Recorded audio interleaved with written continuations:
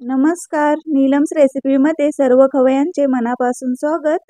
आज आपण झटपट होणाऱ्या मस्त खमंग आणि खुसखुशीत पोह्यांच्या पुऱ्या बनवणार आहोत. या पुऱ्या खायला खूप चवदार लागतात आणि तुम्ही प्रवासात जरी या पुऱ्या घेऊन गेलात तरी 2 ते 3 दिवस आरामात टिकतात. चला तर वेळ न घालवता या पुऱ्या कशा बनवायच्या ते पाहूयात. यासाठी मी इथे 1 वाटी पोहे घेतले आहेत. हे एका बाउलमध्ये काढून घेऊया. आपण कांदे पोहे बनवण्यासाठी जे पोहे वापरतो तेच हे पोहे आहेत. या पोह्यांमध्ये पाणी टाकून हे स्वच्छ धुवून घ्यायचे आहेत. आता यातलं पाणी काढून घ्यायचं आणि हे असेच 5 ते 10 मिनिट झाकून ठेवूया, म्हणजे हे पोहे छान नरम होतील आणि व्यवस्थित फुलतील. आता 10 मिनिटांनी हे पोहे चांगले भिजले आहेत आणि मऊही झाले आहेत. हे एका बाउलमध्ये काढून घ्यायचे आणि याला हाताने चांगलं चुरून घ्यायचं, म्हणजे आपल्याला हवा तसा याचा मऊसर गोळा तयार होईल. आता मी हे पोहे चांगले मऊ करून घेतलेत.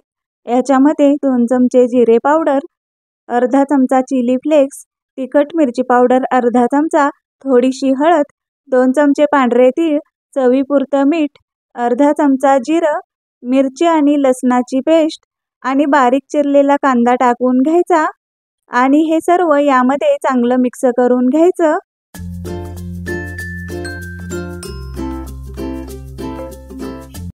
आता हे चांगलं मिक्स करून घेतल्यानंतर यामध्ये 4 ते 5 चमचे बेसन पीठ टाकून घ्यायचं. बेसन पिठामुळे या पुऱ्यांना छान खुसखुशीतपणा येतो. त्यानंतर यामध्ये 4 मोठे चमचे तांदळाचं पीठ टाकायचं. तांदळाच्या पिठामुळे या पुऱ्या छान कुरकुरीत होतात. 2 चमचे दही आणि बारीक चिरून घेतलेली कोथिंबीर टाकून हे चांगलं मिक्स करून घ्यायचं आणि आपण कणिक मळून घेतो त्या पद्धतीने हे चांगलं मळून घ्यायचं आहे.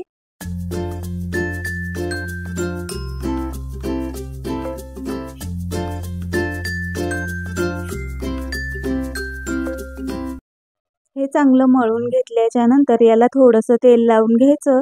तेल लावल्याच्या नंतर मी याचा असा गोळा बनवून घेतला आहे.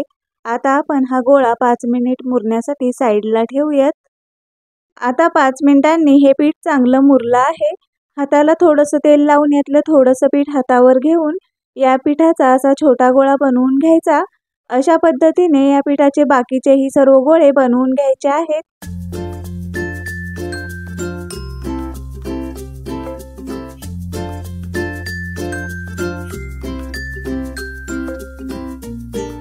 तर अशा प्रकारे मी या पिठाचे छोटे छोटे गोळे बनवून घेतले आहेत. आता याच्या पुऱ्या बनवून घेऊयात. इथे मी बटर पेपर घेतला आहे. त्यावर हा गोळा ठेवायचा आणि वरून सुद्धा एक बटर पेपर ठेवून हाताने असं प्रेस करून याची पुरी बनवून घ्यायची.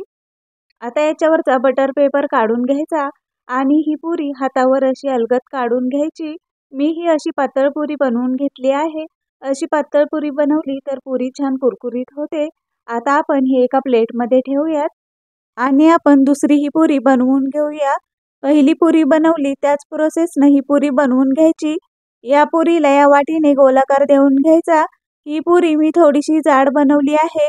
जर पुऱ्या पातळ बनवल्या तर कुरकुरीत होतील आणि जाड बनवल्या तर मऊ बनतील. तर तुम्ही तुम्हाला जशा हव्या आहेत तशा या पुऱ्या बनवून घेऊ शकता. मी इथे सर्व पुऱ्या बनवून घेतल्या आहेत. गॅसवर मी एका कढईमध्ये तेल गरम व्हायला ठेवलं होतं. तेलही चांगलं गरम झालं आहे. पुरी तळण्यासाठी तेल एकदम चांगलं गरम करून घ्यायचं आणि मगच यामध्ये पुरी सोडायची. पुरी यामध्ये सोडल्यावर गॅस मोठा करायचा आणि पुरीवरती झाऱ्याने अशा पद्धतीने तेल सोडायचं, म्हणजे पुरी छान तळली जाते. आता आपण ही पुरी पलटवून घेऊया. पलटवल्यानंतर ही पुरी दोन्ही बाजूंनी छान तळून घ्यायची. आता ही पुरी व्यवस्थित तळून झाली आहे. यामधलं सर्व तेल व्यवस्थित नितळून घ्यायचं. तुम्ही पाहू शकता खूप छान रंग या पुरीला आला आहे. आपण ही एका प्लेटमध्ये काढून घेऊया आणि बाकीच्याही पुऱ्या अशाच पद्धतीने तळून घेऊया. अशाच प्रकारे सर्व पुऱ्या तळून घ्यायच्या आहेत. या पुऱ्या पण दोन्ही बाजूंनी छान सोनेरी रंग येईपर्यंत तळून घ्यायच्या आहेत. पुऱ्या तळून झाल्या आहेत. या पुऱ्या करायला खूप सोप्या आहेत आणि खायला एकदम खमंग व चवदार लागतात. तर एकदा नक्की करून पहा. अशा प्रकारे या सर्व पुऱ्या तयार झाल्या आहेत. पोहे तर आपण नेहमीच बनवतो, पण या पोह्यापासून बनवलेल्या पुऱ्याही खूपच छान आणि टेस्टी लागतात. या पुऱ्या तुम्ही सॉससोबत, पुदिन्याच्या चटणीसोबत, दह्यासोबत किंवा अशाचही खाऊ शकता. मुलांनाही या पुऱ्या नक्कीच आवडतील. तर आजची ही रेसिपी तुम्हाला आवडली असेल तर माझ्या चॅनलला सबस्क्राईब नक्की करा. पुन्हा भेटूयात अशाच नवनवीन रेसिपींसोबत. तोपर्यंत मस्त खा आणि मस्त रहा.